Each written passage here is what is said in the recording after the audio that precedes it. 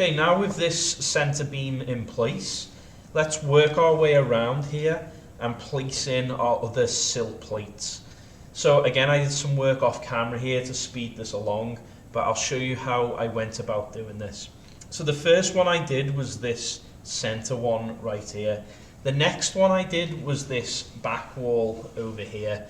Just like we did on the foundation section, I worked with that long length. Okay, you'll see why I did this one first in a minute. So off camera I did some work here. Let me place this in. So this next one would go right on top of here. After that I worked on this one, which went here, and then I did the opposite side over here. Okay, so the reason we did this one first is because it breaks it up. We want the ends of this to overlap and rest on our foundation. If I had done these ones first, then that wouldn't have anywhere to rest on. Okay, so that's why we did this center beam first. And then I went around this long one, and then I did the two shorter sections there. I then worked my way around to this front section. I did the next one, which is here.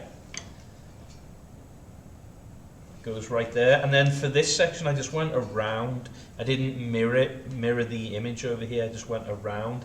So then I went to this piece next. Should be this one.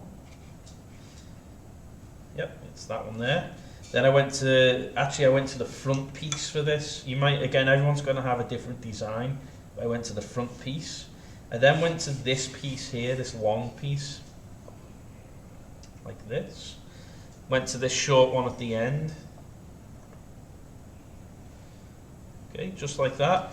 And then these two little pieces at this section, I waited till I had some scrap offcuts left, and I used those little scrap pieces to do these two little sections right here. Just be careful with your fingers when you're doing those smaller pieces. And that is essentially what we're looking for right here, our sill plate resting on top of our foundation. And that's our first stage into making this. So our rim joist would be next, and then our floor joists would go all the way along on top of our foundation sill plates.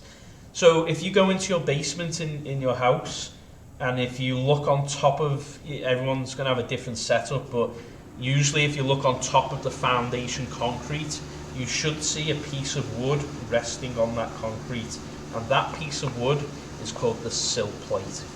Okay? In the next video, I'll demonstrate how to install these and fasten these down.